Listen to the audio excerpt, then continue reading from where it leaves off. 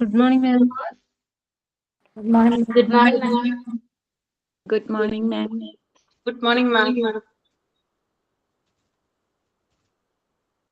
Okay, നമുക്ക് class start ചെയ്യാം. നമ്മുടെ മെഡിക്കൽ എക്യുപ്മെന്റ് ചാപ്റ്ററിൽ ഇനി വളരെ കുറച്ച് ഒരു 4 എക്യുപ്മെന്റ്സും കൂടെ നമുക്ക് ഇനി എടുക്കാനുള്ളൂ.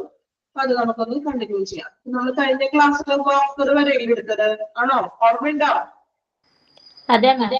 ഓക്കെ, പിന്നെ നമുക്ക് നെക്സ്റ്റ് എക്യുപ്മെന്റിലേക്ക് പോകാം.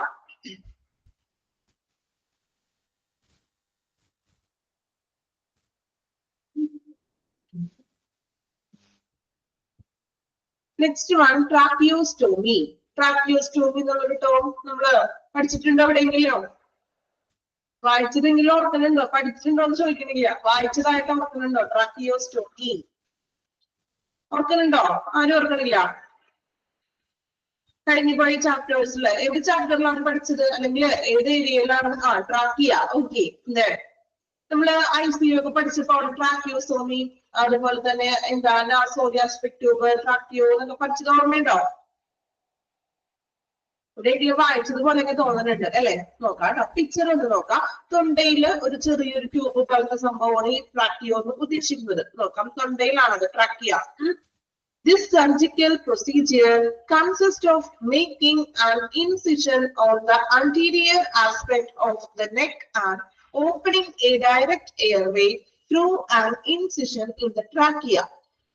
Trachea എന്ന് വെച്ചാൽ എന്താണ്? നമ്മുടെ തൊണ്ടയുടെ. Incision means incision ഉണ്ടാക്കുക, incision മുറിവ് അല്ലെ? Then incision on the anterior aspect of the neck. Anterior വെച്ചിട്ടുണ്ടെങ്കിൽ നമ്മളുടെ കഴുത്തിന്റെ മുൻഭാഗത്തായിട്ട് ചെറിയൊരു ഇൻസിഷൻ, ഒരു മുറിവുണ്ടാക്കുകയും അതിലൂടെയാണ് നമ്മൾ ഈ ചെറിയൊരു പൈപ്പ്, ട്രാക്കിയ പൈപ്പാണ്, ചെറിയൊരു പൈപ്പ് പോലത്തെ സംഭവം ചെറുവണ്ണുകള്, അതിലൂടെ മുറിവിലൂടെ ശ്വാസനാളം തുറക്കുകയും ചെയ്യുന്ന ഒരു പ്രവർത്തനം. അതായത് ശ്വാസനാളം ഓപ്പൺ ചെയ്യാനായിട്ടുള്ള ഒരു പ്രവർത്തനമാണിത് ട്രാക്കിയോസ്റ്റോമി. ട്രാക്കിയ എന്ന് പറഞ്ഞാൽ ചെറിയ ട്യൂബാണ്. ഈ ട്യൂബ് നമ്മുടെ കഴുത്തിന് മുന്നിലായിട്ട് ചെറിയൊരു മുറിവ് ഉണ്ടാക്കിയിട്ട് ആ മുറിവിലൂടെ ഒരു ട്യൂബ് കണക്ട് ചെയ്തിട്ട് നമ്മുടെ ശ്വാസനാളം ഓപ്പൺ ചെയ്യുന്നത്. ദെൻ അത് എയർവേയിൽ നിന്നും, നമ്മുടെ എയർവേയിൽ നിന്നും ഫ്ലൂയിഡ്സുകളും മറ്റും വൃത്തിയാക്കാനും നീക്കം ചെയ്യാനും ഇങ്ങനെ ഓപ്പൺ ചെയ്യുമ്പോൾ നമുക്ക് ഹെൽപ്പ് ചെയ്യുന്നു. അതുപോലെ തന്നെ കൂടുതലും എന്താണ്, ശ്വാസകോശത്തിലായിട്ട് കൃത്യമായിട്ട് ഓക്സിജൻ നല്ല അളവിൽ എത്തിക്കാനൊക്കെ നമുക്ക് ഈ ഒരു ട്രാക്കിയോസ്റ്റോമി വഴി ചെയ്യാനും പറ്റും. ഇത് കൂടുതലും ICU, ക്രിട്ടിക്കൽ ഏരിയ, ആ ഒരു സെക്ഷനിലാണ് ട്രാക്കിയോസ്റ്റോമി ചെയ്യുന്നത്. ഓക്കെ, അത്രേ ഉള്ളൂ. ചെറിയൊരു പോയിന്റ് മാത്രം പഠിക്കാനുള്ളൂ. സർജിക്കൽ പ്രൊസീജിയർ ആണ്. കഴുത്തിന് മുന്നിൽ മുറിവുണ്ടാക്കിക്കൊണ്ട് നമ്മളുടെ ശ്വാസകോശം ഓപ്പൺ ചെയ്തിട്ട് അവിടുത്തെ സ്രവങ്ങളും മറ്റും നീക്കം ചെയ്യാനും അതുപോലെ തന്നെ ഓക്സിജൻ കൃത്യമായിട്ട് നമുക്ക് ശരീരത്തിലോട്ട് എത്തിക്കാനും ഈ ഒരു ട്രാക്കിയോസ്റ്റോമി വഴി ചെയ്യുന്നു. ഇതൊരു ചെറിയൊരു ട്യൂബാണ്, ട്രാക്കിയ എന്ന് പറയുന്ന ട്യൂബ് ആണ്. പിക്ചർ നോക്കാം കേട്ടോ. ട്രാക്കിയോ എന്ന് പറയുമ്പോൾ തൊണ്ട ഓർക്കാലോ, പിക്ചർ ഐഡന്റിഫൈ ചെയ്യാൻ കുഴപ്പമില്ലല്ലോ, എളുപ്പമാണോ? ട്രാക്കിയ എന്ന് പറഞ്ഞാല് തൊണ്ട ഓർക്കാം. ഓക്കെ, ഇപ്പൊ തൊണ്ടയുടെ പിക്ചർ കാണുമ്പോൾ തന്നെ ആലോചിക്കുക, അത് ട്രാക്കിയോസ്റ്റോമി. ഓക്കെ, നമ്മുടെ മനസ്സിൽ നമ്മൾ ഓരോ കാര്യം പഠിക്കുമ്പോൾ എന്ത് ചെയ്യാൻ, കണക്ട് ചെയ്യാൻ മനസ്സിൽ നമ്മൾ ഓരോ കാര്യങ്ങൾ പറഞ്ഞില്ലേ കഴിഞ്ഞ ഓരോ എക്യുപ്മെന്റുകളില്, അപ്പൊ അത് അങ്ങനെ ഒന്ന് റിലേറ്റ് ചെയ്തിട്ട് ഒന്ന് പഠിച്ചു പോവുക. ഓക്കെ, നെക്സ്റ്റ് ആണ് ക്രച്ചസ്. ക്രച്ചസ് പിക്ചർ നോക്കി. ക്രച്ചസ് എന്തിനു വേണ്ടിയിട്ടാണ് ക്രച്ചസ് ഉപയോഗിക്കുന്നത്? ക്രച്ചസ് പിക്ചർ കണ്ടോ, 3 ടൈപ്പ് ക്രച്ചസ് കാണിച്ചിട്ടുണ്ട്. ഈ ക്രച്ചസ് പിക്ചർ ഐഡന്റിഫൈ ചെയ്യാലോ. ക്രച്ചസ് എന്ന് വെച്ചാല് മലയാളത്തിൽ എന്താ പറയാ? വാക്ക് എന്ന് പറയാൻ പറ്റുമോ? വാക്കി. ഓക്കെ, നമ്മൾ പറയാം സപ്പോർട്ട് എന്ന് പറയാം അല്ലെ? ഇപ്പൊ ക്രച്ചസ് എന്ന് പറഞ്ഞാല് ഊന്നുവഴി എന്ന് പറയാം. കാലിന് മാത്രം വൈദ്യുതിയോടാണോ ക്രച്ചസ് ഉപയോഗിക്കുന്നത്? കാലിന് മാത്രമാണോ ക്രച്ചസ്? കാലിന് മാത്രം എന്ന് പറയാൻ പറ്റില്ല അല്ലെ? ഇത് നമ്മുടെ കൈക്കും അങ്ങനെ ബുദ്ധിമുട്ടൊക്കെ ഉണ്ടെങ്കിൽ വൈകല്യങ്ങൾക്ക് നമുക്ക് ക്രച്ചസ് ഉപയോഗിക്കാം. Full body. ഓക്കെ, നോക്കാം. Crutches are a kind of a walking aid. ഒരു വാക്കിംഗ് എയ്ഡ് ആണ്. To enhance the size of an individual base support. ഒരു അടിത്തറയാണ്, ഇൻഡിവിജ്വലിന്റെ അടിത്തറ. അതായത് ഫുൾ ബോഡിയിൽ നമ്മൾ വെയിറ്റ് ഒക്കെ ബാലൻസ് ചെയ്തിട്ടുള്ള ഒരു അടിത്തറയായിട്ടുള്ളൊരു വാക്കിംഗ് എയ്ഡ് ആണ്. നമുക്ക് നടക്കാനായിട്ട് ഹെൽപ്പ് ചെയ്യുന്ന ഒരു വാക്കിംഗ് എയ്ഡ് ആണ്. They carry weight from the legs to the upper body and are many times used to people who are unable to their legs to support their weight. from the short-term injuries to long-lasting disabilities. അല്ലെ, നമുക്കറിയാം ഒരു വ്യക്തിയുടെ അടിത്തറയുടെ വലിപ്പം, അതായത് അങ്ങനെ ഒരു supporting ആയിട്ട് നിൽക്കാൻ വേണ്ടിയിട്ടാണ് നമ്മൾ ക്രച്ചസ് എന്നൊരു എയ്ഡ് ഉപയോഗിക്കുന്നത്. അതുപോലെ തന്നെ എന്താണ്, നമ്മുടെ കാൽ മുതൽ, ഒരു വ്യക്തിയുടെ ലെഗ് മുതൽ കാൽ മുതൽ ശരീരത്തിന്റെ മുകൾ ഭാഗം വരെ, അതായത് ഫുൾ ബോഡിയിൽ നമ്മൾ ഭാരം വഹിക്കാനായിട്ട് ഈ ഒരു ക്രച്ചസിന് പറ്റുന്നു. ദെൻ ഇത് നോക്കാം, ഫ്രം ഷോർട്ട് ടൈം ഇഞ്ചുറീസ്. ചിലപ്പോ വ്യക്തികൾക്ക് ഇഞ്ചുറീസ് ഒക്കെ സംഭവിക്കുമ്പോൾ കുറച്ചു കാലത്തേക്ക് ക്രച്ചസ് ഉപയോഗിച്ചിട്ടൊക്കെ നടക്കേണ്ടതായിട്ട് വരും. ലോങ് ലാസ്റ്റിംഗ് ഡിസബിലിറ്റീസ്, ജന്മനാ ഡിസബിലിറ്റീസ് ഉള്ള വൈകല്യങ്ങളൊക്കെയുള്ള, ഇപ്പൊ കാലുകൾക്ക് നടക്കാനായിട്ട് സപ്പോർട്ട് ആവശ്യമായിട്ടുള്ളവരുണ്ടാവും. ജന്മനാ അവരെങ്ങനെയാണ്, അവർക്ക് തനിയെ സ്വയം നടക്കാനൊന്നും പറ്റാത്ത ആളുകൾ ഉണ്ടാകും. സോ അങ്ങനെയുള്ളവർക്കും ലോങ് ലാസ്റ്റിംഗ് ആയിട്ട് ഇങ്ങനെയുള്ള ക്രച്ചസ് ഉപയോഗിക്കാം. അല്ലെങ്കിൽ ഒരു എന്തെങ്കിലും ഒരു അപകടമൊക്കെ സംഭവിച്ചപ്പോൾ കുറച്ചു നാൾ അതിൽ നിന്നും റിക്കവറി ആകുന്നത് വരെ നമ്മൾ ഇങ്ങനെയുള്ള ഒരു സപ്പോർട്ടിങ് എയ്ഡ് ആവശ്യമായിട്ട് വന്നേക്കാം. ഓക്കെ, ഇനി 3 പിക്ചർ ഒന്ന് നോക്കാം കേട്ടോ. 3നും പേരുണ്ട്. അപ്പൊ 3ഉം ഏതാണെന്ന് ഐഡന്റിഫൈ ചെയ്യാൻ പഠിക്കണം. ഫസ്റ്റ് വൺ നോക്കി, ആക്സിലറി ക്രച്ചസ്. പിക്ചർ ശ്രദ്ധിക്കാം കേട്ടോ. ഫസ്റ്റ് പിക്ചർ നോക്കാം, ആക്സിലറി ക്രച്ചസ്. ആക്സിലറി ക്രച്ചസ് എങ്ങനെയാണ് അത് ഉപയോഗിക്കുന്നത്? ആക്സിലറി ക്രച്ചസ് അത് കണ്ടിട്ടുണ്ടോ നിങ്ങൾ? ആക്സിലറി ക്രച്ചസ്, ആക്സിലറി പിക്ചർ നോക്കാം. ഫസ്റ്റ് പിക്ചറെ ആക്സിലറി ക്രച്ചസ് എങ്ങനെയാണ് അത് ഉപയോഗിക്കുന്നത്?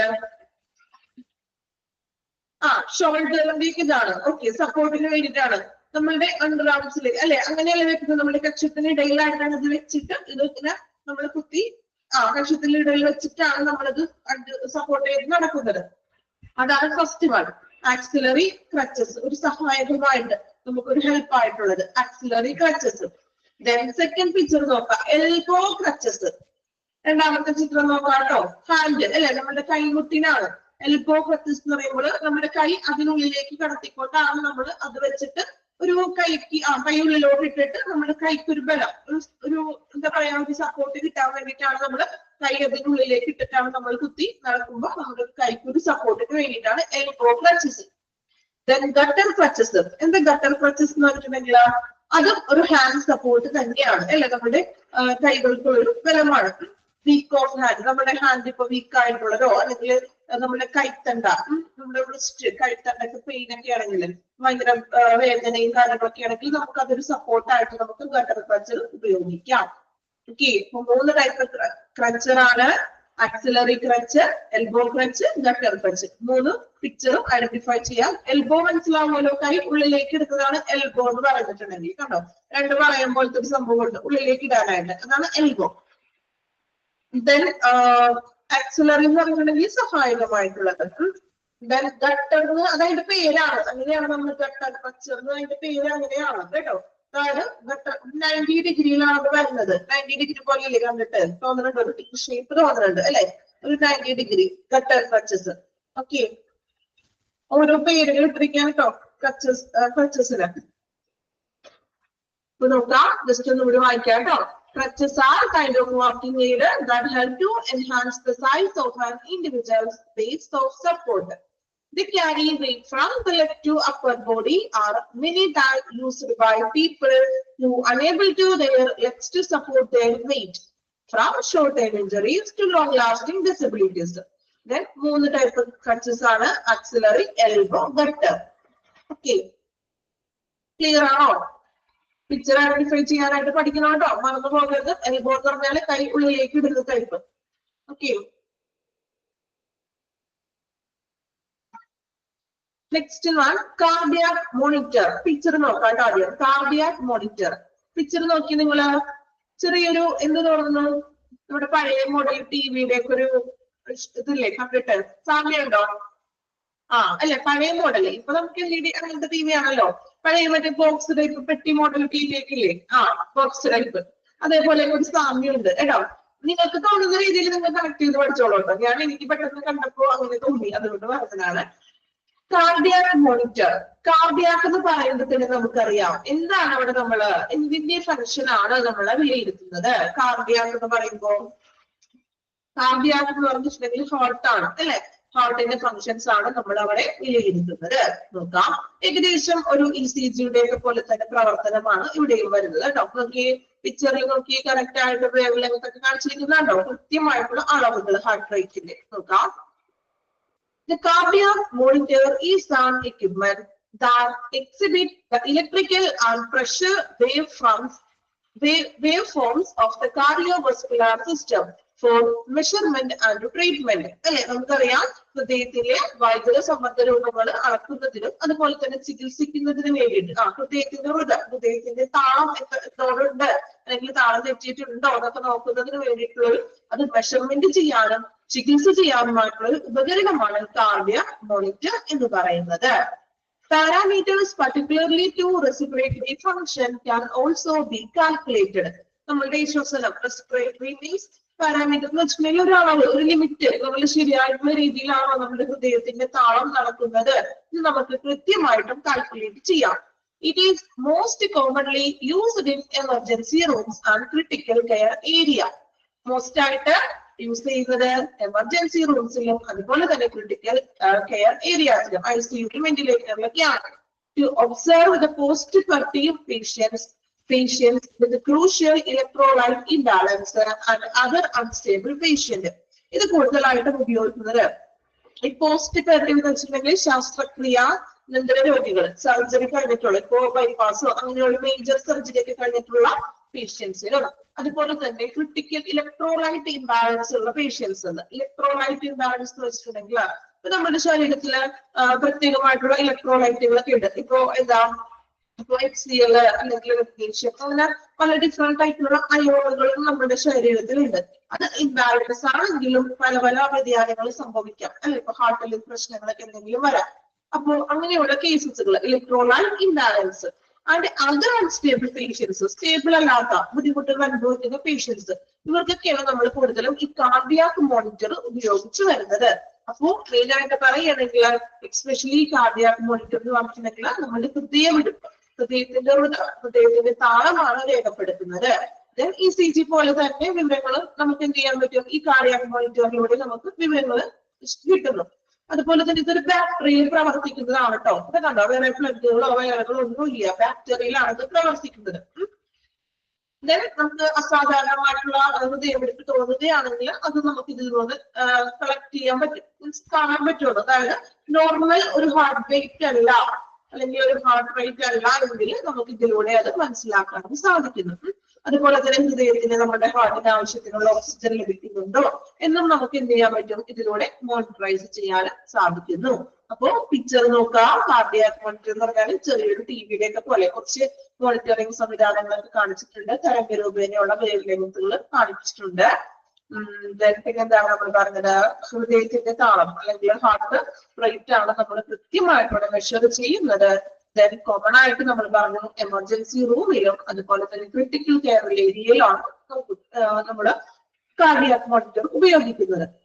ദെൻ പോസ്റ്റ്പെറേറ്റീവ് പേഷ്യൻസ്, ശസ്ത്രക്രിയാനന്തര പേഷ്യൻസിനും അതുപോലെ തന്നെ ഇലക്ട്രോലൈറ്റ് ഇംബാലൻസ് ആയിട്ടുള്ളത്, ഇപ്പോ നമ്മുടെ ശരീരത്തിലുള്ള അയണും അതുപോലെ തന്നെ എന്താണ് HCl, ഹൈഡ്രോക്ലോറിക് ആസിഡ് ഇതൊക്കെ കുറവും അങ്ങനെ വ്യതിയാനങ്ങളൊക്കെ ഉള്ള പേഷ്യൻസുകൾക്കും അതുപോലെ തന്നെ അൺസ്റ്റേബിൾ ആയിട്ടുള്ള പേഷ്യൻസിനൊക്കെയാണ് നമ്മൾ കാർഡിയാക് മോണിറ്റർ യൂസ് ചെയ്യുന്നത്. ഓക്കെ, 3 പോയിന്റ് അത് വായിച്ചു നോക്കാം കേട്ടോ. ട്രാക്കിയോസ്റ്റോമി വായിക്കുക, ക്രച്ചസ്, കാർഡിയാക് മോണിറ്റർ.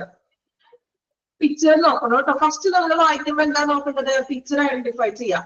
ദെൻ നിങ്ങൾ അത് എന്താണെന്നത് വായിക്കും. ഓക്കെ,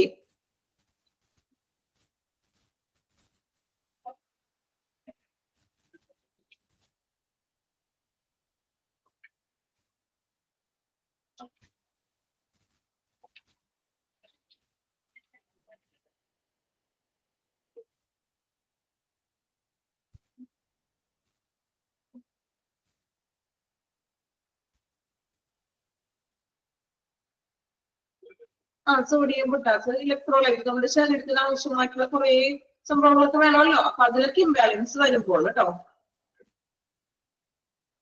അതിന്റെ ഡീറ്റെയിൽ ആയിട്ടൊന്നും പറഞ്ഞിട്ടില്ല, നമുക്ക് ജസ്റ്റ് എന്താണെന്ന് മാത്രം പഠിക്കാനുള്ളൂ. ഇലക്ട്രോലൈറ്റ് എന്ന് മാത്രം പറയുന്നു കേട്ടോ.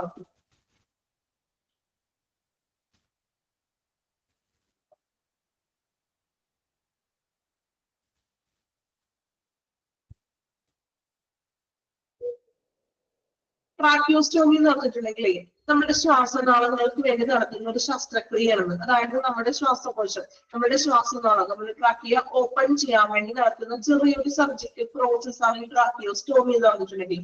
അപ്പോ ആ ഒരു എക്യുപ്മെന്റ് എന്ന് പറഞ്ഞിട്ടുണ്ടെങ്കിൽ നിങ്ങൾ പിക്ചറിൽ കാണുന്നത് പോലെ ചെറിയൊരു ട്യൂബാണ്. ട്രാക്കിയ എന്ന് പറഞ്ഞൊരു ചെറിയൊരു ട്യൂബാണ്. ആ ട്യൂബ് വഴി നമ്മൾ എന്ത് ചെയ്യുന്നു, ഓപ്പൺ ചെയ്യുകയാണ്. അതായത് നമ്മുടെ വ്യക്തിയില്, നമ്മുടെ കഴുത്തിന് മുന്നിൽ ചെറിയൊരു മുറിവ് ഉണ്ടാക്കിക്കൊണ്ട് നമ്മൾ ആ ട്യൂബ് വഴി നമ്മളുടെ ട്രാക്കിയ ഓപ്പൺ ചെയ്യുന്നു. അത് ഓപ്പൺ ചെയ്തിട്ട് അവിടെയുള്ള പ്രശ്നങ്ങൾ കണ്ടെത്തുകയാണ് ചെയ്യുന്നത്. എന്നിട്ട് നമുക്ക് ട്യൂബ് ഇട്ടിട്ട് എന്ത് ചെയ്യും, ഇപ്പൊ അവിടെ എന്തെങ്കിലും ഫ്ലൂയിഡ്സും കാര്യങ്ങളൊക്കെ ഉണ്ടെങ്കിൽ അതിനെ നമ്മൾ നീക്കം ചെയ്ത് ക്ലിയർ ചെയ്ത് കൊടുക്കുന്നു.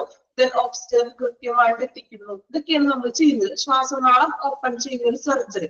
ഓക്കെ, സിമ്പിൾ ആയിട്ട് മതി, നമുക്ക് ഡീറ്റെയിൽ ആയിട്ടൊന്നും പഠിക്കാനില്ല കേട്ടോ. നമുക്ക് തന്നിരിക്കുന്ന ഭാഗം മാത്രം നോക്കിയാൽ മതി.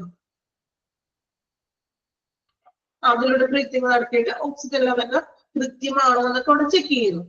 ഓക്കെ, വായിച്ചു നോക്കാം കേട്ടോ.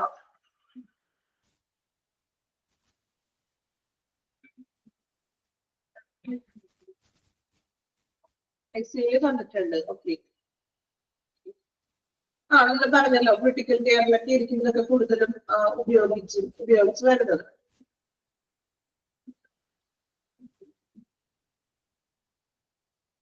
മോൾക്ക് ചെയ്തിട്ടുണ്ട്. ഓക്കെ, വായിച്ചു നോക്കാം കേട്ടോ. ട്രാക്കിയോസ്റ്റോമി, ഫ്ലക്സസ്, കാർഡിയാക് മോണിറ്റർ. നമ്മുടെ ഈ ഒരു ചാപ്റ്റർ കംപ്ലീറ്റ് ആയിട്ടോ ഈ ഒരു എക്യുപ്മെന്റ് കൂടി ഉള്ളൂ. ടോട്ടൽ നമ്മൾ 43 എക്യുപ്മെന്റ്സ് ആണ് പഠിച്ചത്. പഠിച്ചോ?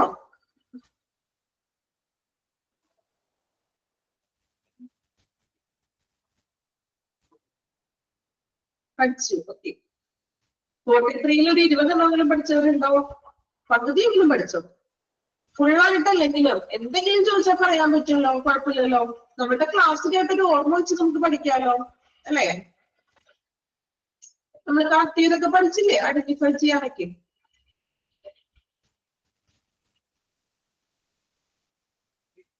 ഒരുവിധം ഓക്കെ. ബാക്കി നിങ്ങളുടെ കയ്യിലാണ്, പഠിക്കണം. ഇതൊന്നും കുഴപ്പമില്ല. ഈ ചാപ്റ്റർ കുഴപ്പമില്ലെന്നാണോ ശ്രീജ ഉദ്ദേശിച്ചത്? എല്ലാ ചാപ്റ്ററുകളും നമുക്ക് അങ്ങനെ ആവണമെന്നില്ലല്ലോ. അതിപ്പോ നിങ്ങൾ ഏതൊരു സബ്ജക്ട് എടുത്ത് പഠിച്ചാലും അങ്ങനെ തന്നെയല്ലേ. ഇപ്പൊ നിങ്ങൾ ഡിഗ്രിക്ക് ചേർന്നു, PGക്ക് ചേർന്നു, ഫസ്റ്റ് 2 സെമസ്റ്റർ നിങ്ങൾക്ക് നല്ല എളുപ്പമായിരിക്കും, നല്ല ഈസി ആയിട്ട് എല്ലാ പേപ്പേഴ്സും ചിലപ്പോൾ എഴുതി കിട്ടും. പക്ഷെ അങ്ങനെ ആയിരിക്കില്ല ചിലപ്പോ ഒരു ലാസ്റ്റ് വന്നപ്പോൾ ഒരു 5th and 6th മൊഡ്യൂളൊക്കെ, അല്ലേ?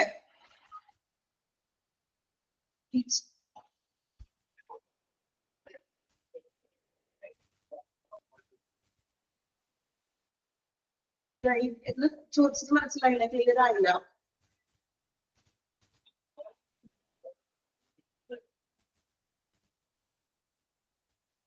പിന്നെ ചില ചാപ്റ്റേഴ്സ് നമ്മള് 4th മൊഡ്യൂളൊക്കെ ആകുമ്പോൾ കുറച്ച് ജനറൽ ആയിട്ടുള്ള ടോപ്പിക്കുള്ള ചാപ്റ്റേഴ്സ് ഉണ്ട്.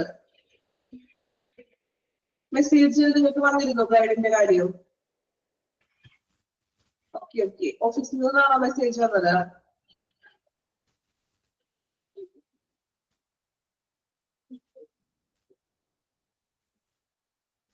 ബേസ് പറയാതെ ചാപ്റ്റേഴ്സ് മീൻസ് ഇൻട്രൊഡക്ഷൻ തരാതെ, അങ്ങനെയാണ് ഉദ്ദേശിക്കുന്നത്.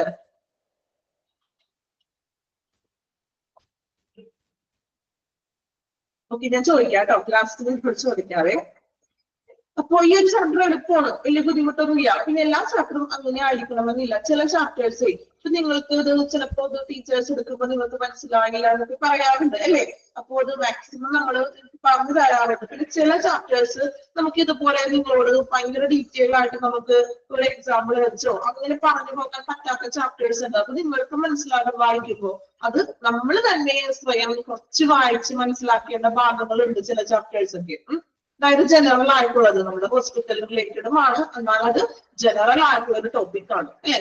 അപ്പൊ അങ്ങനെയുള്ള ചാപ്റ്റേഴ്സ് ഒക്കെ എന്ത് ചെയ്യാം, നമ്മൾ മാക്സിമം നിങ്ങൾക്ക് നല്ല രീതിയിൽ പറഞ്ഞു തരാറുണ്ട്. എങ്കിലും ചിലപ്പോൾ അത് നിങ്ങൾക്ക് മനസ്സിലായില്ല എന്ന് പറയാറുണ്ട്, അല്ലെ? അപ്പൊ മനസ്സിലായില്ല എന്ന് വെച്ചിട്ടുണ്ടെങ്കിൽ നമ്മൾ വായിക്കണം, നമ്മൾ കുറച്ച് എഫേർട്ട് എടുക്കണം, അല്ലെ? ഇപ്പൊ ഫസ്റ്റ് സെക്കൻഡ് മൊഡ്യൂള് നമ്മൾ കുറച്ച് അത്യാവശ്യം ക്ലാസ് കേൾക്കാം, മോക്ക് ടെസ്റ്റ് ചെയ്യാം, പിന്നെ നമ്മളുടെ ഭാഗത്ത് പഠിക്കാം. പക്ഷേ 3rd-ഉം 4th-ലും കുറച്ചും കൂടി കൂടുതൽ എഫേർട്ട് അവിടെ വേണം. എങ്കിൽ മാത്രമേ നമുക്ക് നല്ലൊരു മാർക്കൊക്കെ സ്കോർ ചെയ്യാൻ പറ്റുള്ളൂ.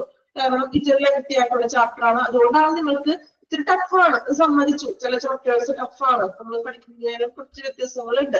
അപ്പൊ ടഫ് ആണെങ്കിൽ നമ്മൾ എന്ത് ചെയ്യാം, നമ്മുടെ ഭാഗത്തുനിന്നും കൂടി അതിനു വേണ്ടി കുറച്ച് പരിശ്രമിക്കണം. എങ്കിലും നമുക്കത് എളുപ്പമാക്കി മാറ്റാനായിട്ട് പറ്റുള്ളൂ. പിന്നെ ടീച്ചേഴ്സിന്റെ ഭാഗത്തുനിന്നും എല്ലാ സപ്പോർട്ടും നിങ്ങൾക്ക് തരുന്നുണ്ട്. ഇമ്പോർട്ടന്റ് ആയിട്ടുള്ള ക്വസ്റ്റ്യൻസ് പറഞ്ഞു തരാറുണ്ട് അല്ലെ? ഓക്കെ, അപ്പൊ നെക്സ്റ്റ് അടുത്തൊരു എക്യുപ്മെന്റ് കൂടി എടുക്കാം കേട്ടോ. ലാസ്റ്റ് വരെ ഞാൻ പറയാം കേട്ടോ. ബാക്കി ട്രാക്ഷൻ അടുത്ത എക്യുപ്മെന്റ് ആണ്. ഇപ്പൊ നമ്മുടെ ഈ ഒരു ചാപ്റ്ററിലെ ലാസ്റ്റ് എക്യുപ്മെന്റ് ആണ് ട്രാക്ഷൻ എന്ന് പറഞ്ഞിട്ടുണ്ടെങ്കിൽ, ട്രാക്ഷൻ ഈസ് ദ പിക്ചർ നോക്കാം കേട്ടോ. ട്രാക്ഷൻ പിക്ചർ കണ്ടോ? എന്താ ട്രാക്ഷൻ എന്ന് ഉദ്ദേശിക്കുന്നത്? എന്താണ് സംഭവം എന്ന് മനസ്സിലായോ? ട്രാക്ഷൻ കണ്ടോ? ഒരാള് കാല് ഒടിഞ്ഞിട്ട് കെട്ടി തൂക്കിയിടുക. ട്രാക്ഷൻ എന്ന് പറഞ്ഞിട്ടുണ്ടെങ്കിൽ തൂക്കിയിടുക എന്നാണ് മീനിങ് കേട്ടോ, മലയാളം. അതായത് നോക്കാം, traction is A set of mechanism to strengthening broken bones or relieve pressure to the on spine and bones. There are mainly two types of traction. രണ്ട് type traction ഉണ്ട്, skin traction and skeletal traction. അത് just പേര് മാത്രം ഒന്ന് പറഞ്ഞിട്ടുള്ളൂ കേട്ടോ, അതിന്റെ detail ഒന്നും പഠിക്കണ്ട. They are utilized in orthopedic medicine. Orthopedic medicine വെച്ചിട്ടുണ്ടെങ്കിൽ എന്താ? അതായത് disorder of spine and joints. നമ്മുടെ കാലോ കയ്യോ ഒടിവുകളും അസ്ഥികളുടെ ഒടിവുകളൊക്കെ വരുമ്പോഴാണ് നമുക്ക് ഇങ്ങനെ കെട്ടിത്തൂക്കിടുന്നത് ട്രാക്ഷൻ. ഇതുപോലെ തന്നെ വെയിറ്റ് എടുക്കുക എന്നൊക്കെ പറയില്ലേ, ഇപ്പൊ ഈ നടുവേദന ഇവരൊക്കെ വരും ഇതുപോലെ വെയിറ്റ് ഇട്ടിട്ട് കാല് പൊക്കി വെക്കും, ശ്രദ്ധിച്ചിട്ടുണ്ടോ? വെയിറ്റ് ഇടുക, നടുവേദനയ്ക്കും അങ്ങനെയൊക്കെ വരുമ്പോ വെയിറ്റ് ഒക്കെ ഇട്ട് കിടക്കാറുണ്ട് അല്ലെ? അതൊക്കെയാണ് ട്രാക്ഷൻ എന്ന് പറഞ്ഞിട്ടുണ്ടെങ്കിൽ. തൂക്കിയിടുക എന്ന് പറഞ്ഞാല് തകർന്ന എല്ലുകള് സ്ട്രെയിറ്റ് നേരെയാക്കാനും അതുപോലെ തന്നെ നട്ടെല്ലിനും അസ്ഥികൾക്കുള്ള സമ്മർദ്ദമൊക്കെ ഒഴിവാക്കാൻ വേണ്ടിയിട്ടാണ്. നമ്മളിങ്ങനെ സ്ട്രെയിറ്റ് ആയിട്ട് വെക്കുമ്പോ ചിലപ്പോൾ സമ്മർദ്ദം പ്രഷറൊക്കെ കൂടും. അപ്പൊ അതിന് വേണ്ടിയിട്ടാണ് നമ്മൾ ഇങ്ങനെ കാല് എത്ര ദിവസം അല്ലെങ്കിൽ തൂക്കിയിടുന്നത്. അപ്പൊ അത് കറക്റ്റ് ആയിട്ട് എല്ലുകൾ കൃത്യമായിട്ട് നേരെയാകാനും അധികം അനക്കം കെട്ടാതെ നമ്മളിങ്ങനെ തൂക്കിയിട്ടിട്ടുണ്ടെങ്കിൽ ആ എല്ലുകളൊക്കെ നേരെയാവുകയും അവിടെയുള്ള ഒരു പ്രഷർ ഒഴിവാക്കുകയും ചെയ്യും. സാന്റി തൂക്കിയിടും. ഓക്കെ, ഇത് വായിച്ചു നോക്കാം കേട്ടോ. ട്രാക്ഷൻ വായിച്ചു നോക്കാം.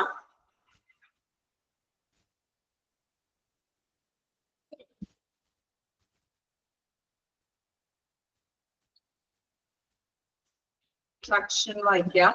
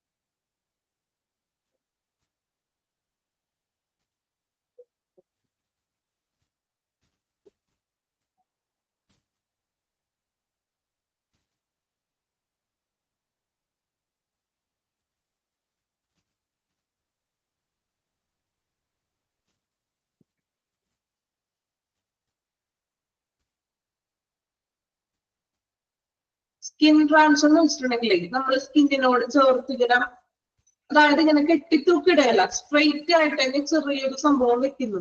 അതായത് ഇപ്പൊ നമ്മള് എന്താ പറയാ, ഒരു സംഭവം ചുറ്റില്ലേ നമ്മള് കാലുകളെ, പട്ടീസ് എന്നൊക്കെ പറയാറുണ്ട് അല്ലേ? പട്ടീസ് ആണോ? നമ്മള് വേദനയൊക്കെ വരുമ്പോൾ കാലിൽ നീരൊക്കെ ഉണ്ടെങ്കിൽ ഇങ്ങനെ ഒരു നമ്മൾ ചുറ്റി നമ്മൾ നടക്കാറുണ്ട്. അതുപോലെ തന്നെ പട്ടീസ് തന്നെ. ഓക്കെ, അപ്പൊ അങ്ങനെയുള്ള ഒരു സംഭവമാണ് ബാൻഡേജ് പോലത്തെ തന്നെ. അതൊക്കെ നമ്മൾ ടൈറ്റ് ചെയ്ത് ചുറ്റിയിട്ട് നമ്മൾ കിടക്കുമ്പോ തന്നെ, അതായത് നമ്മുടെ സ്കിന്നിനോട് ഭയങ്കര ടൈറ്റ് ചെയ്തിട്ട് ഇങ്ങനെ പൊക്കി വെക്കലല്ല, അതുകൊണ്ട് തന്നെ ചെറിയൊരു സ്റ്റാൻഡ് പോലത്തെ ഒരു സംഭവം ഉണ്ടാവും. അത് ജസ്റ്റ് ഒന്ന് വെക്കുക. അതായത് ഇപ്പൊ നമ്മൾ കട്ടിലുമ്പോൾ തന്നെ കാലിൽ ഇട്ടേക്കാണ്, അപ്പോൾ ഈ ബാൻഡേജ് പോലത്തെ സംഭവം കിട്ടിയിട്ടുണ്ടാവും. കിട്ടിക്കൊണ്ട് അതില് ഇതുപോലെ ചെറിയൊരു നമ്മള് ഇപ്പൊ കാലൊക്കെ നടക്കുമ്പോ അങ്ങനെ ഒരു നടക്കാൻ ഡിസ്റ്റർബിൾഡ് ആയിട്ടുള്ള ഒരു കാലിന്റെ ഒരു പ്ലാസ്റ്റിക് പോലെ ഒരു സംഭവം, ഒരു എക്വിപ്മെന്റ് ഇല്ലേ നടക്കുന്നത്, അതുപോലെ ഒരു സംഭവം ഘടിപ്പിച്ചിട്ടുണ്ടാവും. നെക്സ്റ്റ് ക്ലാസ്സിൽ പിക്ചർ ഒന്ന് കാണിച്ചു തരാട്ടോ, രണ്ടെണ്ണത്തിന്റെ. അത് വിട്ടുപോയി, അല്ലെങ്കിൽ പിക്ചർ ഞാൻ ഇട്ടിട്ടില്ല. അടുത്ത ക്ലാസ്സിലെ പിക്ചർ കാണിക്കാം കേട്ടോ, ക്ലിയർ ചെയ്ത് തരാം. ഓർമ്മിപ്പിക്കണം കേട്ടോ, നെക്സ്റ്റ് ക്ലാസ്സിൽ ഒന്ന് രണ്ട് പിക്ചർ കാണിക്കാം. നിങ്ങൾക്ക് പറഞ്ഞാൽ ചിലപ്പോൾ അത് ക്ലിയർ ആവില്ല. പിക്ചർ കാണിച്ചു തരാം നെക്സ്റ്റ് ക്ലാസ്സിൽ. ഓർത്തിരിക്കാം കേട്ടോ, ശ്രദ്ധിച്ചില്ലെങ്കിൽ. കാരണം അത് വേറെ നമുക്ക് പഠിക്കാനില്ല. അതിനകത്ത് രണ്ട് പേരുകൾ മാത്രമാണ് പറയണത്, അതുകൊണ്ടാണ് കേട്ടോ. പിക്ചർ കാണിച്ചാലേ കുറച്ചും കൂടി ക്ലിയർ ആകുള്ളൂ. അത് പിക്ചർ കാണിക്കാം അടുത്ത ക്ലാസ്സിലെ. നമ്മളുടെ ഈ ഒരു ചാപ്റ്റർ കംപ്ലീറ്റ് ആയിട്ടുണ്ട് കേട്ടോ. നമ്മള് ഇൻക്യുബേറ്റർ, സ്വരാജിന്റെ ഡൗട്ട് ഉണ്ടോ? ഇൻക്യുബേറ്റർ എന്ന് പറഞ്ഞിട്ടുണ്ടെങ്കിൽ നമ്മൾ പറഞ്ഞു ഒരു സ്മോൾ എക്യുപ്മെന്റ് ആണ്, ചെറിയൊരു എക്യുപ്മെന്റ് ആണ്. മെയിൻ ആയിട്ട് നമ്മൾ ഈ കുഞ്ഞുങ്ങളുടെ ന്യൂ ബോൺ ബേബീസിനാണ് നമ്മൾ ഇൻക്യുബേറ്റർ ഉപയോഗിക്കുന്നത്. അതായത് പീഡിയാട്രിക് ഹോസ്പിറ്റലുകളിലോ അല്ലെങ്കിൽ ബർത്ത് സെന്റേഴ്സിലും അതുപോലെ തന്നെ NICU ആണ് ഈ ഒരു ഉപകരണം നമ്മൾ കാണുന്നത്. കാരണം ഇൻഫന്റിനെ നമ്മൾ സേഫ് ആക്കാം, കുഞ്ഞുങ്ങളെ അവരെ ഒരു സംരക്ഷിക്കാൻ വേണ്ടിയിട്ടാണ് ഏർലി സ്റ്റേജിൽ. അതായത് മാസം തിരിയാതെ പ്രസവിക്കുന്ന കുഞ്ഞുങ്ങളൊക്കെ ഉണ്ട് അല്ലെ, ഇപ്പൊ 6 മന്തിലോ അല്ലെങ്കിൽ 7 മന്തിലോ എന്തെങ്കിലും കോംപ്ലിക്കേഷൻസ് ഒക്കെ ആയിട്ട് പെട്ടെന്ന് തന്നെ നമ്മൾ സി സെക്ഷനിലൂടെ ഡെലിവറി ചെയ്ത് എടുക്കുന്നവരുണ്ട്. അതായത് നമ്മൾ ഓപ്പറേഷൻ ചെയ്തിട്ട് കുഞ്ഞിനെ എടുക്കും. സോ ആ കുഞ്ഞ് അമ്മയുടെ ഗർഭപാത്രത്തിൽ ഇത്ര ടൈം വരെ വേണം എന്നാണല്ലോ. ആ ഒരു ടൈമിൽ ആ കുഞ്ഞിന് അവിടെ നിന്ന് ലഭിക്കുന്ന ഒരു ചൂടും കാര്യങ്ങളൊക്കെ ആദ്യത്തിന് മുന്നേ പുറത്തോട്ട് വന്നിട്ടുണ്ടെങ്കിൽ ആ കുഞ്ഞിന് കിട്ടില്ല അല്ലെ.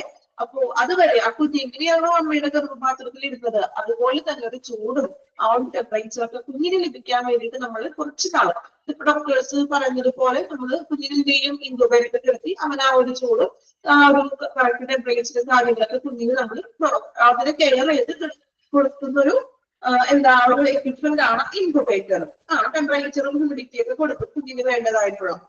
ഓക്കെ, നിയോനേറ്റൽ ബേബീസ് ആണ് ഇവിടെ കൂടുതൽ വരുന്നത്. തീരെ പൊടി കുഞ്ഞുങ്ങളെ ജനിച്ചുടനെയുള്ള കുഞ്ഞുങ്ങൾ. ക്ലിയർ ആയോ സ്വരാജ്? ഓക്കെ ആണോ? സിമ്പിൾ ആണത് ഇൻക്യുബേറ്റർ കുഞ്ഞുങ്ങളുടെ സംരക്ഷണത്തിന് വേണ്ടിയിട്ടുള്ളത്.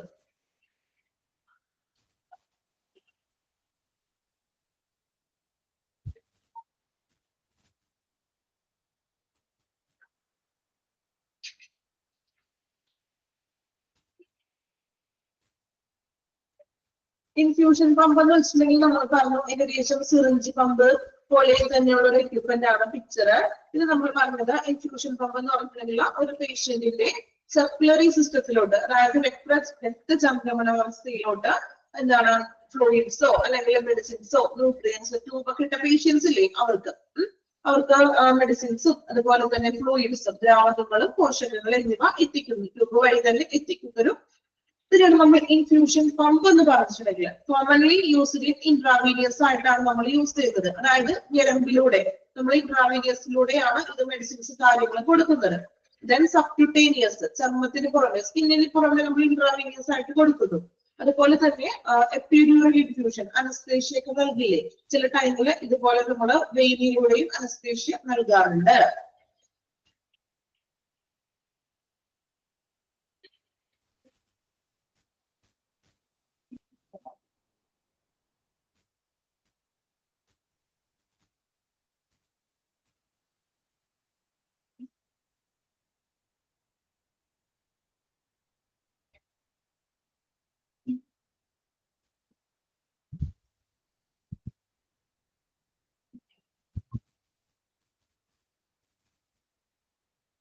ലാറിംഗോസ്കോപ്പ് എന്ന് പറഞ്ഞിട്ടുണ്ടെങ്കിൽ നമ്മുടെ ലാറിങ്സ്, അതായത് നമ്മുടെ ലാറിങ്സ് എന്ന് വെച്ചാൽ എന്താണ്, നമ്മുടെ വോയിസ് ബോക്സും ത്രോട്ട് ഇല്ലേ, നമ്മുടെ തൊണ്ട അല്ലെങ്കിൽ നമ്മുടെ ലാറിങ്സ് ശ്വാസകോശം, അത് കൃത്യമായിട്ടും ഒബ്സർവ് ചെയ്യാനായിട്ടുള്ള ഒരു എക്യുപ്മെന്റ് ആണ്. അതായത് തൊണ്ടയുടെ ഭാഗമായിട്ടുള്ള ശ്വാസനാളം, അതാണ് ലാറിങ്സ് എന്ന് പറഞ്ഞിട്ടുണ്ടെങ്കിൽ, അല്ലെങ്കിൽ ത്രോട്ട് തൊണ്ടയുടെ ഭാഗമായിട്ടുള്ള ശ്വാസനാളം. അതിന് നമ്മൾ കൃത്യമായിട്ടും ഒരു കാഴ്ച ലഭിക്കാൻ വേണ്ടിയിട്ട് അത് തൊണ്ടയിൽ, അതായത് ശ്വാസനാളം കൃത്യമായിട്ട് കാണാൻ വേണ്ടിയിട്ടുള്ള ഒരു എക്യുപ്മെന്റ് ആണെന്ന്. പിക്ചർ കണ്ടോ നിങ്ങള്? അവിടെ ചെറിയൊരു ട്യൂബ്, ചെറിയൊരു ക്യാമറ ഒക്കെ കണക്ട് ചെയ്തിട്ടുണ്ടാവും. അതാണ് നമ്മളുടെ ശ്വാസകോശത്തിനുള്ളിലോട്ട് കടത്തിയിട്ട് നമ്മുടെ ശ്വാസകോശത്തിന് ഉള്ളിൽ നിരീക്ഷിക്കാൻ വേണ്ടിയിട്ടാണ് നമ്മൾ ലാറിംഗോസ്കോപ്പ് ചെയ്യുന്നത്. അപ്പൊ നമുക്ക് കൃത്യമായിട്ടും അവിടെ എങ്ങനെയൊക്കെയാണ് നമ്മുടെ ശ്വാസകോശത്തിൽ എന്തെങ്കിലും പ്രശ്നങ്ങളുണ്ടോ, എയർ വല്ലതും നടന്നിട്ടുണ്ടോ, അങ്ങനെയൊക്കെയുള്ള കാര്യങ്ങളാണ് നമ്മൾ ഈ ലാറിംഗോസ്കോപ്പിലൂടെ ചെയ്യുന്നത്. നമ്മുടെ ലാറിങ്സ് ശ്വാസകോശം ഓപ്പൺ ആയിട്ട് കൃത്യമായിട്ട് നല്ല രീതിയിൽ നിരീക്ഷിക്കാൻ വേണ്ടിയിട്ട് ക്യാമറയോട് കൂടിയിട്ടുള്ള എക്യുപ്മെന്റ് ആണ് ലാറിംഗോസ്കോപ്പ് എന്ന് പറഞ്ഞിട്ടുണ്ടെങ്കിൽ. വേറെ അതിന്റെ പ്രോസസ്സും കാര്യങ്ങളൊന്നും പഠിക്കാനില്ല, ജസ്റ്റ് നമ്മളുടെ ഒബ്സർവ് ദ ലാറിങ്സ് ഒറ്റ വാക്കിൽ പഠിക്കാം. ഓക്കെ, അപ്പോ മെഡിക്കൽ ഗ്യാസ് എന്ന് പറഞ്ഞൊരു മെഡിക്കൽ എക്യുപ്മെന്റ് എന്ന് പറഞ്ഞാൽ നമ്മുടെ ചാപ്റ്റർ കംപ്ലീറ്റ് ആയിട്ടുണ്ട്. ഇനി വൺ സെന്റൻസിൽ തരാം കേട്ടോ. ലാസ്റ്റ് 10 minutes നോട്ട് ഞാൻ പ്രിപ്പയർ ചെയ്തിട്ടുണ്ട് എന്തായാലും കേട്ടോ, പ്രിപ്പയർ ചെയ്ത് വന്നിട്ടുണ്ട്, നിങ്ങൾക്ക് നോട്ട്സ് തരാം. ദെൻ നമുക്കപ്പോ ഇനി ഒന്ന് നെക്സ്റ്റ് ചാപ്റ്റർ ഒന്ന് സ്റ്റാർട്ട് ചെയ്ത് വെക്കാനുണ്ട്. കാരണം ഇനി നമുക്ക് ചാപ്റ്റേഴ്സ് ഉണ്ട്, കുറച്ച് ലെങ്തി ചാപ്റ്റേഴ്സും കുറച്ചധികം പഠിക്കാനുള്ള ചാപ്റ്റേഴ്സുകളാണ്. സോ അടുത്ത ചാപ്റ്റർ ജസ്റ്റ് ഒന്ന് തുടങ്ങി വെക്കാം. അധികം എടുത്ത് പോകുന്നില്ല, ഇനി ബോറാക്കണില്ല. അപ്പോ മെഡിക്കൽ എക്യുപ്മെന്റ്സ് കഴിഞ്ഞ് next chapter centralised medical gas system. Okay, medical gas system എന്ന് പറയുന്ന ചാപ്റ്റർ ആണ് നമ്മൾ എടുക്കുന്നത്. ചാപ്റ്റർ 34 ആണോ? ഓക്കെ, 34 ആണോ? Okay, 34. Centralised medical gas system നോക്കാം കേട്ടോ. നമുക്ക് ഇൻട്രൊഡക്ഷൻ പറയുന്നതിന് മുൻപ് ഞാൻ ചോദിക്കട്ടെ, ഈ ഹോസ്പിറ്റലുകളിലാണ് എന്താണ് അവിടെ ഗ്യാസിന്റെ പ്രാധാന്യം? ഗ്യാസിന് എന്തെങ്കിലും പ്രാധാന്യം ഉണ്ടോ? മെഡിക്കൽ ഗ്യാസ് ആണ് അല്ലെ? നമ്മുടെ വീട്ടിൽ ഉപയോഗിക്കുന്ന ഗ്യാസ് ആണോ? നമ്മുടെ പാചകത്തിന് ഉപയോഗിക്കുന്ന ഗ്യാസ് ആണോ അവിടെ ഉപയോഗിക്കുന്നത്? ആണോ? അല്ല അല്ലെ? ഹോസ്പിറ്റലിൽ സെപ്പറേറ്റ് മെഡിക്കൽ ഗ്യാസ് ഉണ്ട്. എന്തിനൊക്കെ വേണ്ടിയിട്ടാണ്? ഏതാണ് നമ്മൾ മെയിൻ ആയിട്ട് അവിടെ ഉപയോഗിക്കുന്ന ഗ്യാസ് എന്ന് പറഞ്ഞിട്ടുണ്ടെങ്കിൽ ഹോസ്പിറ്റലിൽ? ഓക്സിജൻ. നമ്മൾ ഓക്സിജൻ സിലിണ്ടേഴ്സ് ഒക്കെ കാണാറുണ്ട് അല്ലെ? ഓക്സിജൻ ലാബിലേക്കാണോ ഗ്യാസ്? ലാബിൽ മാത്രം മതിയോ ഗ്യാസ്? എവിടേക്ക് വേണം ഓക്സിജൻ സിലിണ്ടർ? എവിടെയൊക്കെയാണ് ഓക്സിജൻ സിലിണ്ടർ ഉള്ളത് ഹോസ്പിറ്റലില്? റിസർച്ച് ചെയ്യാൻ. ഓക്കെ, നമ്മൾ ഹോസ്പിറ്റലിലോട്ട് വാ. നിങ്ങള് ഹോസ്പിറ്റലിന്റെ ഉള്ളില് ICU വേണം. മെഡിക്കൽ ഡിവൈസ് ഇൻട്രൊഡക്ഷൻ പോയി വാങ്ങിച്ചോ? ആരെങ്കിലും ഡിവൈസ് ICU ഓപ്പറേഷൻ തിയേറ്ററിൽ വേണം. പിന്നെ എവിടെയൊക്കെയാണ് വേണ്ടത്? കാഷ്വാലിറ്റിയിലൊക്കെ വേണ്ടേ? നമുക്ക് കാഷ്വാലിറ്റിയിൽ വേണ്ടേ? ഓക്കെ, അപ്പോ നമുക്കറിയാം ഇതുപോലെ ഓക്സിജൻ മാത്രമല്ല മറ്റു different type of gases, medical gases നമ്മൾ ഹോസ്പിറ്റലിൽ ഉപയോഗിച്ച് വരുന്നുണ്ട്. നമുക്ക് എല്ലാവർക്കും അറിയാവുന്ന ഒറ്റ ഗ്യാസ് എന്ന് പറഞ്ഞിട്ടുണ്ടെങ്കിൽ ഓക്സിജൻ ആയിരിക്കും. നിങ്ങൾക്ക് കോമൺ ആയിട്ട് അല്ലെ? ഒറ്റത് എപ്പോ ചോദിച്ചാലും ഓക്സിജൻ എന്നുള്ള ഒരു പേരാണെങ്കിൽ നമ്മളുടെ മനസ്സിലേക്ക് ആദ്യം വരുന്നത് അല്ലെ? അപ്പോ ഓക്സിജൻ മാത്രമല്ല കുറച്ച് ഗ്യാസസ് നമ്മൾ ഹോസ്പിറ്റലിൽ ഉപയോഗിച്ച് വരുന്നുണ്ട്. അപ്പൊ നമുക്ക് അറിയാൻ പാടില്ലാത്തൊരു ചാപ്റ്റർ ആണ്. സോ അതുകൊണ്ട് ഇൻട്രസ്റ്റോട് കൂടി തന്നെ ഇരിക്കാം കേട്ടോ ക്ലാസ്സിൽ. ഓക്കെ, അപ്പൊ നമുക്ക് അറിയില്ല, നമുക്ക് കുറെ കാര്യങ്ങളൊക്കെ അറിയാം. ഇപ്പൊ നിങ്ങൾക്ക് വാർഡ് അറിയാം, അല്ലെങ്കിൽ ICU അങ്ങനെ എന്തെങ്കിലുമൊക്കെ നിങ്ങൾക്ക് എന്തെങ്കിലുമൊക്കെ അറിവുണ്ടാവും. ഇത് എന്തെങ്കിലും അറിവുണ്ടാവുന്നെങ്കിലോ മെഡിക്കൽ ഗ്യാസസ് ഹോസ്പിറ്റലുകളിലെ മറ്റ് ഗ്യാസസുകളെ കുറിച്ചിട്ട് അറിയാവുന്നവരുണ്ടാവും കേട്ടോ. ഇല്ല, ഒരു ഐഡിയ ഇല്ല, അപ്പൊ കുഴപ്പമില്ല, ആർക്കൊന്നും അറിയില്ല. അപ്പൊ നമുക്ക് ഇതിനെ കുറിച്ചിട്ട് നമുക്ക് കൂടുതൽ അറിയണം അല്ലെ? നമുക്ക് പഠിക്കണം. ഒരുപാടൊന്നും പഠിക്കാനില്ല, അത്യാവശ്യം നമ്മൾ ഉപയോഗിക്കുന്ന ഗ്യാസസ് ആണ് പഠിക്കാനുള്ളത്. അപ്പോ വലിയ കുഴപ്പമൊന്നുമില്ല. കുറച്ച് കാര്യങ്ങൾ പഠിക്കാനുണ്ട് ഈ ഒരു ചാപ്റ്ററിൽ. ഇമ്പോർട്ടന്റ് ആയിട്ടുള്ളത് പറഞ്ഞുതരാം. നമ്മൾ ബോറാണെന്ന് ഓർത്തിരിക്കരുത് ഒരിക്കലും. കാരണം നമുക്ക് പഠിക്കണം, നമുക്ക് വേണം എന്നുള്ള രീതിയിൽ നമ്മൾ പഠിക്കാം. ഓക്കെ, നമുക്ക് ക്ലാസ് സ്റ്റാർട്ട് ചെയ്യാം. Centralised medical gas system introduction വായിക്കാം. മെഡിക്കൽ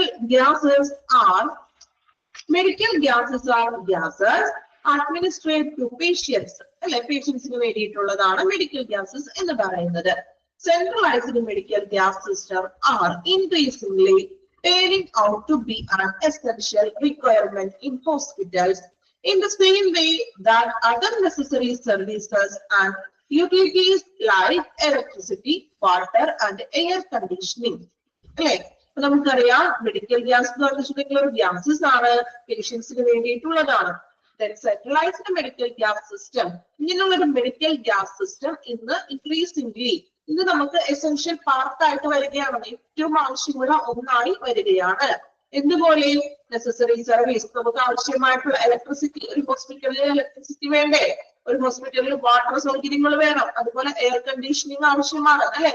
നമ്മൾ ഓരോ സെക്ഷനിലും എയർ കണ്ടീഷനിങ് ആയിരിക്കും. ഇപ്പൊ ഓപ്പറേഷൻ തിയേറ്റർ അതെല്ലാം എയർ കണ്ടീഷനിങ് ആണ് അല്ലെ? ഇപ്പൊ ഒരു ഹോസ്പിറ്റലില് ഇലക്ട്രിസിറ്റി വേണം, അതുപോലെ എയർ കണ്ടീഷനിങ് വേണം, വാട്ടർ ഫെസിലിറ്റി വേണം, ഇത് എന്ന പോലെ ഇവയെല്ലാം വേണം. അതുപോലെ തന്നെ ഇന്ന് ഇൻക്രീസിംഗ് ആയിട്ട്, അതായത് വർദ്ധിച്ചിരിക്കുകയാണ് എന്തിന്റെ ഉപയോഗം? മെഡിക്കൽ ഗ്യാസ് എന്നതിന്റെ ഒരു റിക്വയർമെന്റ്, ആവശ്യകത.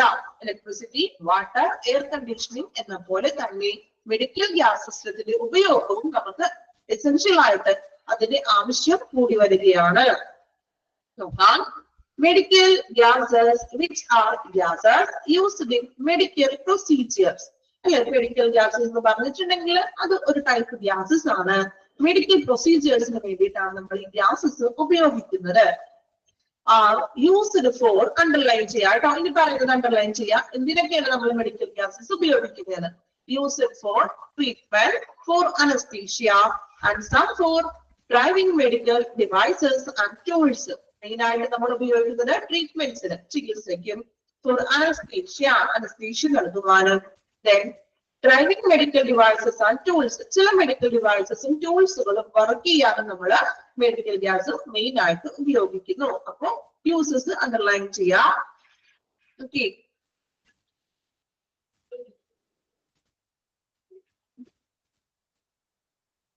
ഏകദേശം ഒരു ഐഡിയ കിട്ടിയോ മെഡിക്കൽ ഗ്യാസ് എന്താണെന്നുള്ളത്? അപ്പൊ നമ്മൾ ഇനി ഡിഫറെന്റ് ആയിട്ട് പഠിക്കാൻ പോകുന്നുള്ളൂ. ഇപ്പൊ ജസ്റ്റ് എന്താണ് മെഡിക്കൽ ഗ്യാസ്? മെഡിക്കൽ ഗ്യാസ് ഹോസ്പിറ്റലുകളിൽ ഡിഫറെന്റ് ടൈപ്പിലുള്ള മെഡിക്കൽ ഗ്യാസസ് ഉപയോഗിക്കുന്നുണ്ട്. ഇന്ന് നമുക്ക് അവയുടെ ഉപയോഗം വർദ്ധിച്ചു വരികയാണ്.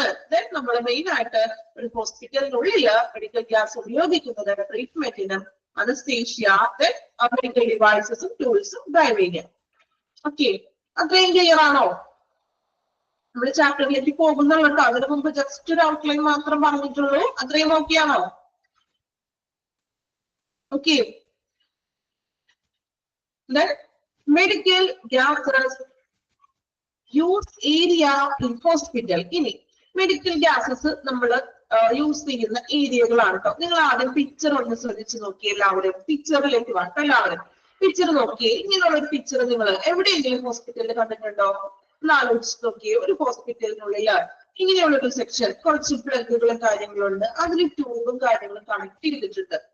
നിങ്ങൾ കാഷ്വാലിറ്റിയിൽ കയറുമ്പോൾ കാഷ്വാലിറ്റിയിൽ നമ്മൾ ബെഡുകളൊക്കെ ഇട്ടിട്ടുണ്ടാവും പേഷ്യൻസിന് കിടക്കാനുള്ള. അപ്പൊ ആ മതിലില്, ആ കാഷ്വാലിറ്റിയുടെ മതിലില് ഇങ്ങനെയുള്ളൊരു സെക്ഷൻ ഒന്ന് ഉണ്ടോന്നൊന്ന് ചെക്ക് ചെയ്യണം. കണ്ടതായിട്ട് ഓർമ്മയുണ്ടോ? ആ, കാഷ്വാലിറ്റിന്റെ മതിലിൽ ഉണ്ടാകും അല്ലെ? ഇനി പോകുമ്പോൾ എപ്പോഴെങ്കിലും ഹോസ്പിറ്റലിൽ പോകുമ്പോൾ കാഷ്വാലിറ്റിയിൽ ഇങ്ങനെ ഒരു സംഭവം ഉണ്ടാകുമെന്ന് നോക്കണം കേട്ടോ. നമ്മൾ പഠിക്കുന്ന സംഭവങ്ങളൊക്കെ അവിടെ ഉണ്ടാവും, നമ്മൾ ചെക്ക് ചെയ്യണ്ടേ? അപ്പൊ എന്ത് ചെയ്യാം, ഒന്ന് നോക്കാം. അതായത് ഇതാണ് നമ്മളുടെ മെഡിക്കൽ ഗ്യാസ്, ഓക്സിജൻ സിലിണ്ടറുകൾ. അതായത് നമ്മൾ ഇങ്ങനെ വിചാരിക്കും, നമ്മൾ ഇങ്ങനെ കാണുമ്പോൾ ഇതിൽ കൂടി എങ്ങനെയാ നമുക്ക് ഓക്സിജൻ ലഭിക്കുന്നതെന്ന് അങ്ങനെ വിചാരിച്ചോ, ചിന്തിച്ചോ? ഇതുവരെ നമുക്ക് അതിനെപ്പറ്റി വലിയ അറിവൊന്നുമില്ല. ഇനി നമ്മൾ ഡീറ്റെയിൽ ആയിട്ട് പഠിക്കാൻ പോകുന്നത്. ഓക്കെ, അപ്പോ ഇതിലൂടെയാണ് നമ്മൾ ഈ മെഡിക്കൽ ഓക്സിജൻ നമ്മൾ നെബുലൈസ് ചെയ്യാൻ കണ്ടിട്ടുണ്ട്. ഓക്കെ, അപ്പോ ഈ ഒരു പിക്ചർ കണ്ടല്ലോ. ഈ പിക്ചറിലൂടെയാണ്, പിക്ചർ അല്ല, ഈ ഒരു എക്യുപ്മെന്റിലൂടെയാണ് ട്യൂബുകളൊക്കെ ഘടിപ്പിച്ചിട്ടുണ്ട്. പേഷ്യന്റിന് ഓക്സിജൻ ഒക്കെ നമ്മൾ നൽകുന്നത്. ഈ ഓക്സിജൻ ഈ ഒരു പ്ലഗിന്റെ എവിടെ നിന്നാണ് ഓക്സിജൻ വരുന്നത്? അതൊന്ന് ആലോചിച്ച് നോക്കിയേ. ആ പ്ലഗിൽ കൂടിയാണ് ഓക്സിജൻ വരുന്നത്. ഈ മതിലിന്റെ ഉള്ളിൽ കൂടി പൈപ്പ് ലൈനുകളാണ് കണക്ട് ചെയ്ത് പോയിരിക്കുന്നത്. ഹോസ്പിറ്റലുകളിലെ എല്ലാ സെക്ഷനിലോട്ടും പൈപ്പ് ലൈൻ പോയിട്ടുണ്ട് മെഡിക്കൽ ഗ്യാസുകളുടെ. ഓക്കെ, മെഡിക്കൽ ഗ്യാസ് വലിയൊരു ടാങ്കിൽ നിന്ന് പൈപ്പ് ലൈനുകളാണ് കണക്ട് ചെയ്തിരിക്കുന്നത്. ICUലോട്ടും അതുപോലെ തന്നെ എന്താണ് നമ്മുടെ വെന്റിലേറ്ററും അതുപോലെ തന്നെ സെൻട്രലൈസ്ഡ് ആയിട്ടുള്ള പൈപ്പ് ലൈൻ സിസ്റ്റമാണ്. ആ പൈപ്പ് ലൈനിലൂടെയാണ് ഓരോ ഏരിയയിലോട്ടും കൃത്യമായിട്ട് നമുക്ക് ഓക്സിജൻസ് ലഭിക്കുന്നത്. ഓക്കെ, അപ്പൊ നമുക്കത് പഠിക്കാൻ ഡീറ്റെയിൽ ആയിട്ട്. Medical gas use area in hospital. ഹോസ്പിറ്റലിന്റെ ഏതെല്ലാം ഏരിയകളിലാണ് മെഡിക്കൽ ഗ്യാസ് നമുക്ക് ഉപയോഗിക്കുന്നത്? The department that use medical gas in hospital consists of underline ചെയ്യാട്ടോ. എവിടെയൊക്കെയാണെന്ന് ചിലപ്പോൾ എക്സാമ്പിൾ ചോദിക്കാം.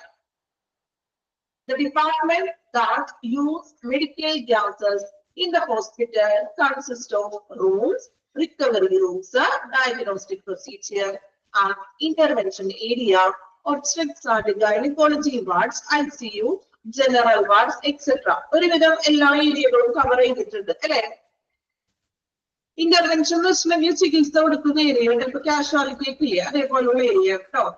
അപ്പൊ ഇവിടെയൊക്കെയാണ് റൂംസില്, റിക്കവറി റൂംസില്, ഡയഗ്നോസ്റ്റിക് ടെസ്റ്റുകളൊക്കെ നടത്തുന്ന റൂമുകള്, intervention area, then obstetrics and gynaecology wards, ICU, general wards, etcetera. ഒരുവിധം എല്ലാ ഏരിയകളും കവർ ചെയ്തിട്ടുണ്ട് അല്ലെ?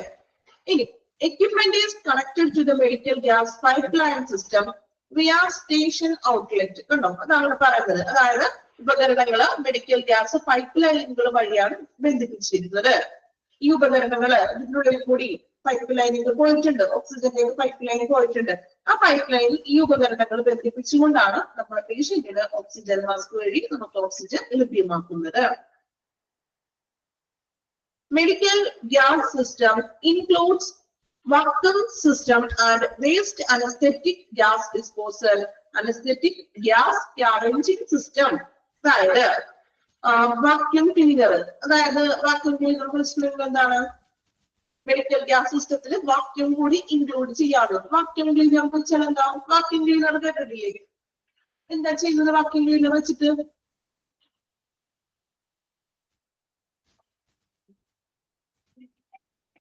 ക്ലീൻ ചെയ്യാനായിട്ട് അഴുക്കുകൾ വലിച്ചെടുക്കുകയാണ് ചെയ്യുന്നത് അല്ലെ? അഴുക്കുകൾ നമ്മൾ വലിച്ചെടുക്കും. വാക്യൂം ക്ലീനർ അഴുക്കുകൾ വലിച്ചെടുക്കും. ഇവിടെ പറയുന്നത് വാക്യൂം ഇതില് മെഡിക്കൽ ഗ്യാസ് സിസ്റ്റത്തിൽ ഇൻക്ലൂഡ് ചെയ്യുന്ന ഒന്നാണ് അഴുക്കുകൾ മറ്റും വലിച്ചെടുക്കുന്ന vacuum. Waste anaesthetic gas disposal, അതായത് വാതകങ്ങൾ വൃത്തിയാക്കല്, അനസ്തെറ്റിക് ഗ്യാസ് സ്കാവെഞ്ചിങ് സിസ്റ്റം. അത് നമുക്ക് ഡീറ്റെയിൽ പഠിക്കാൻ വേണ്ടി. അതായത് വാതകങ്ങൾ വൃത്തിയാക്കല്, ഏതെങ്കിലും ലിക്വിഡുകളോ വാതകങ്ങളോ വൃത്തിയാക്കലും ഈ മെഡിക്കൽ ഗ്യാസ് സിസ്റ്റത്തിൽ ഇൻക്ലൂഡ് ചെയ്യുന്നത്. വാക്യൂമും ഇൻക്ലൂഡ് ചെയ്യുന്നു, അതുപോലെ തന്നെ വാതകങ്ങളുടെ വൃത്തിയാക്കൽ അതും കൂടി ഇതിൽ ഇൻക്ലൂഡ് ചെയ്യപ്പെടുന്നത്. വായിച്ചു നോക്കാം കേട്ടോ. ഇൻട്രൊഡക്ഷനും നമ്മൾ പറഞ്ഞ മെഡിക്കൽ ഗ്യാസിന്റെ യൂസസ് അണ്ടർലൈൻ ചെയ്യാൻ പറഞ്ഞത് അണ്ടർലൈൻ ചെയ്യാം. ചെയ്യാത്തവരുണ്ടെങ്കിൽ വായിക്കുന്നതിനോടൊപ്പം തന്നെ എന്ത് ചെയ്യാം, അണ്ടർലൈൻ ചെയ്യാം കേട്ടോ.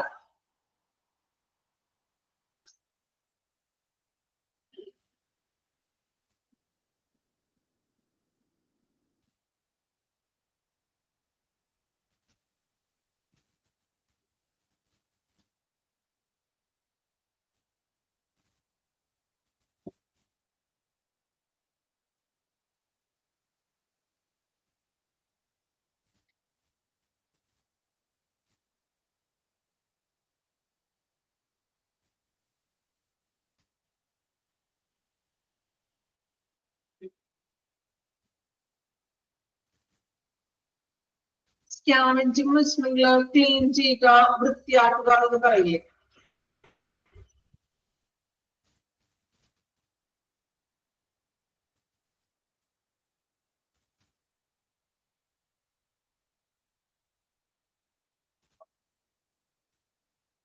ശുദ്ധീകരിക്കുക, വൃത്തിയാക്കുക, അതായത് വാതകങ്ങൾ വൃത്തിയാക്കല്.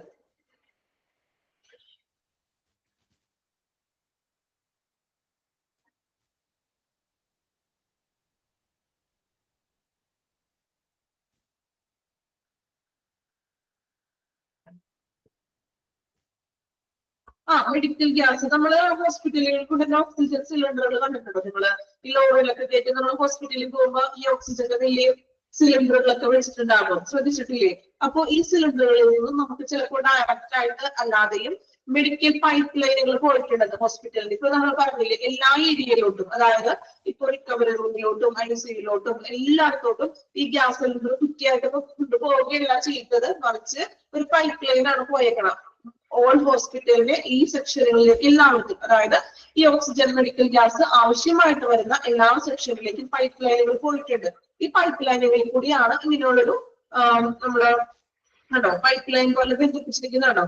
ഈ ഒരു സെക്ഷനിൽ കൂടിയാണ് നമ്മൾ ആ ട്യൂബിൽ കൂടിയാണ് കൃത്യമായിട്ട് ഓക്സിജൻ മാസ്ക് വഴി പേഷ്യൻസിന് നമ്മൾ ഓക്സിജൻ കൊടുക്കുന്നത്. ഡീറ്റെയിൽ ആയിട്ട് ഉണ്ട് കേട്ടോ, അടുത്ത സെക്ഷൻ വരുന്നുണ്ട് പഠിക്കാനായിട്ട്.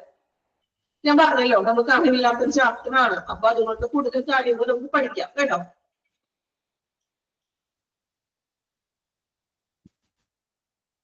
വായിച്ചു നോക്കിയോ ഇൻട്രൊഡക്ഷനും medical gases use in hospital?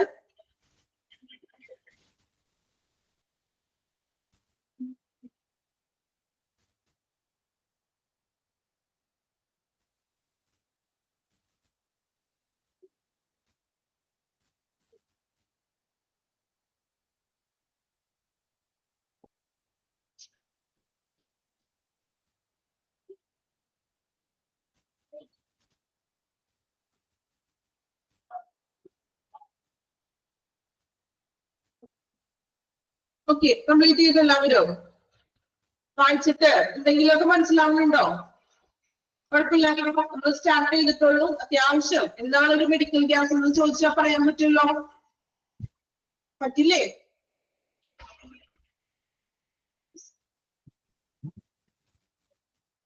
Next നമ്മൾ നോക്കുന്നത് type of medical gases used in hospital. ഒരു ഹോസ്പിറ്റലുകളിൽ ഉപയോഗിക്കുന്ന മെയിൻ ആയിട്ട് നമ്മൾ ഹോസ്പിറ്റലുകളിൽ ഉപയോഗിക്കുന്ന മെഡിക്കൽ ഗ്യാസുകളാണ് ഇനി പറയാൻ പോകുന്നത്. അപ്പോൾ സെവൻ ആണെന്ന് തോന്നുന്നു. Okay, 7 type of medical gases ആണ് നമ്മൾ മെയിൻ ആയിട്ട് ഹോസ്പിറ്റലുകളിൽ ഉപയോഗിച്ച് വരുന്നത്. ഫസ്റ്റ് വൺ നമുക്ക് ആ 7 ടൈപ്പിന്റെ പേരുകളൊന്ന് ജസ്റ്റ് നോക്കാം.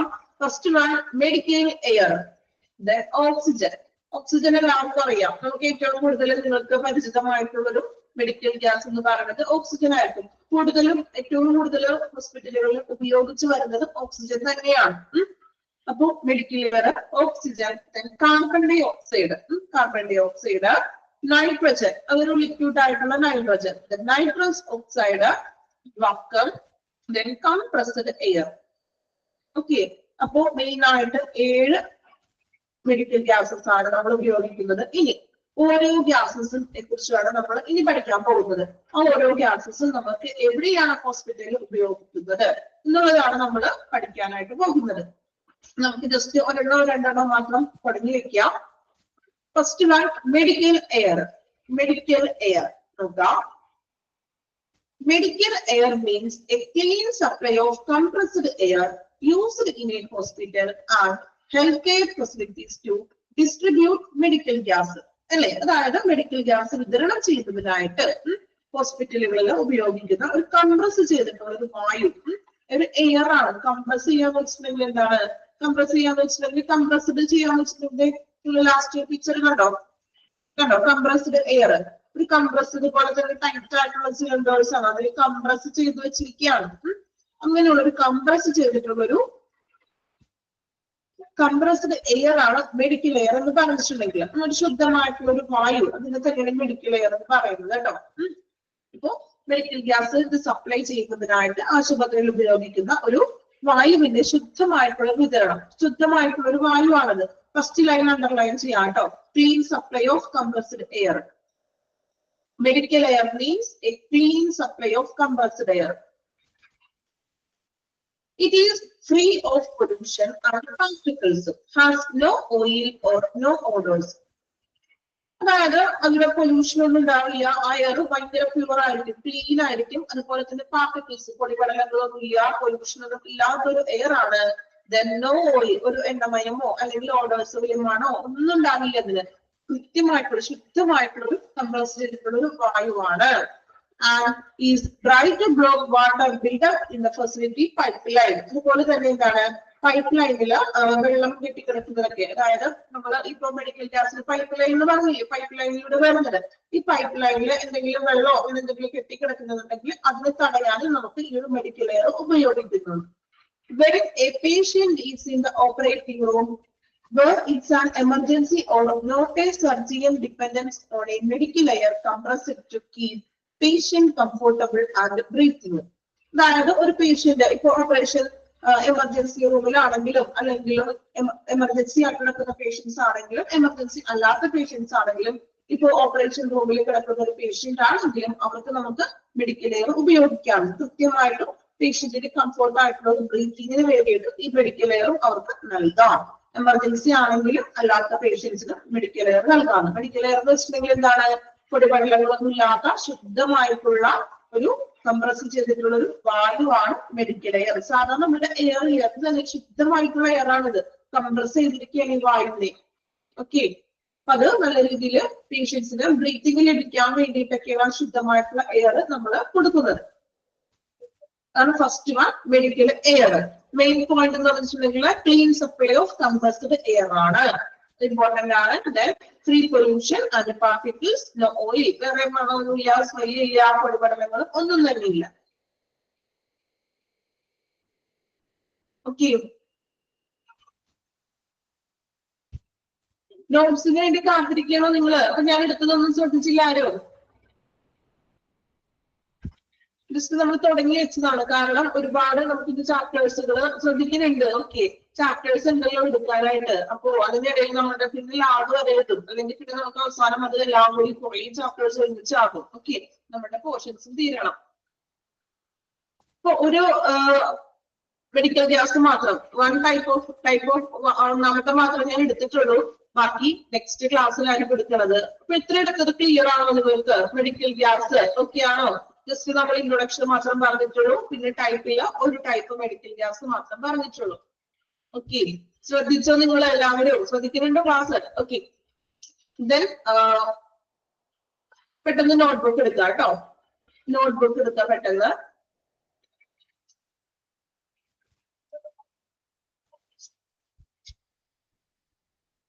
ചെറിയൊരു രീതിയിൽ ഒറ്റ സെന്റൻസിൽ മാത്രം ഞാൻ നോട്ട് പ്രിപ്പയർ ചെയ്തിട്ടുള്ളൂ. അപ്പൊ നിങ്ങൾക്ക് കൂടുതലായിട്ട് പഠിക്കണമെന്നുണ്ടെങ്കിൽ നിങ്ങൾ പഠിക്കുക.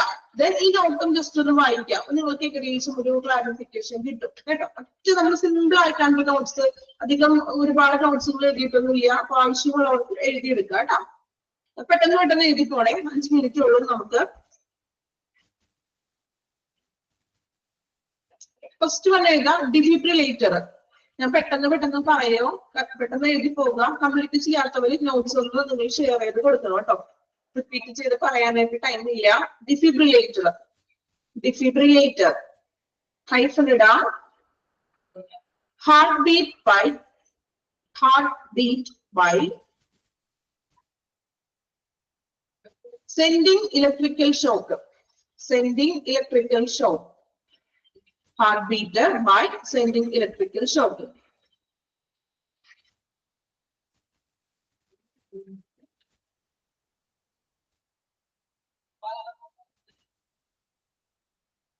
Next one, ECG, ECG.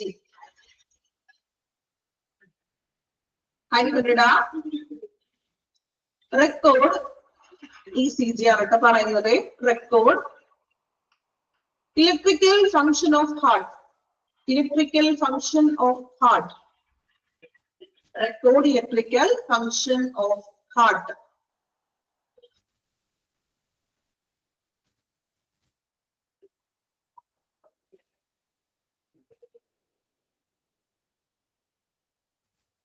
Then crash cart. എല്ലാത്തിൻ്റെ ഒന്നും എഴുതിയിട്ടില്ല കേട്ടോ, അത്യാവശ്യം കുറച്ച് മാത്രമേ എഴുതിയിട്ടുള്ളൂ. Crash cart, transport of emergency medicine and equipment. Crash cart, transport of emergency medicine and equipments.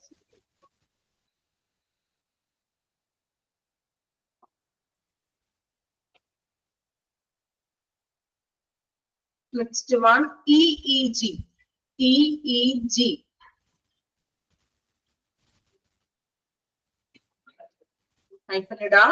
Electrical function of brain, electrical function of brain,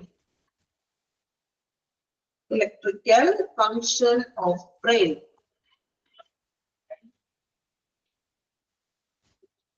Next one, Holter monitor, Holter function of brain. തലച്ചോറിലെ ബ്രെയിനിന്റെ functions എല്ലാം നോക്കുന്നത്. തലയിൽ കുറെ വയറൊക്കെ വെച്ചിട്ട് ഓർമ്മയില്ലേ teacher? Okay, Holter monitor. അടുത്തത് Holter monitor. Record heart functioning, Holter monitor record heart functioning.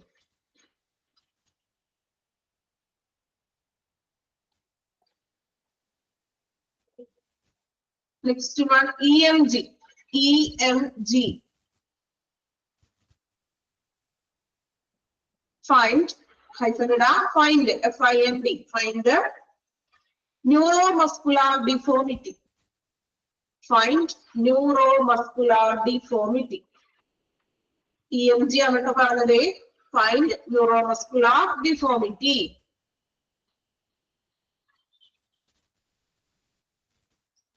Next, treadmill, treadmill, treadmill. Evaluate heart capacity. Treadmill, evaluate heart capacity. Heart capacity.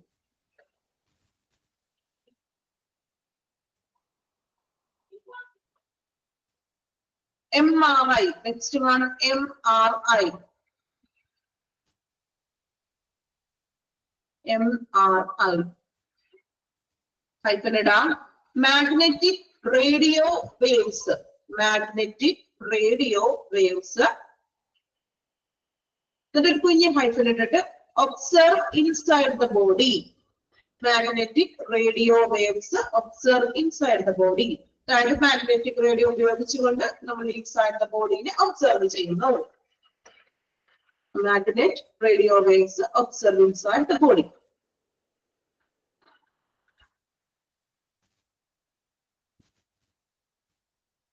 Infusion pump. അടുത്തത് infusion pump.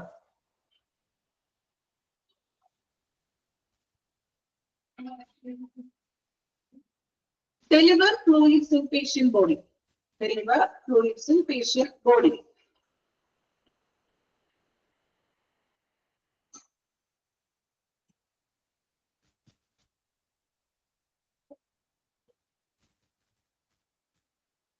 Deliver fluids in patient body. Infusion pump deliver fluids in patient body.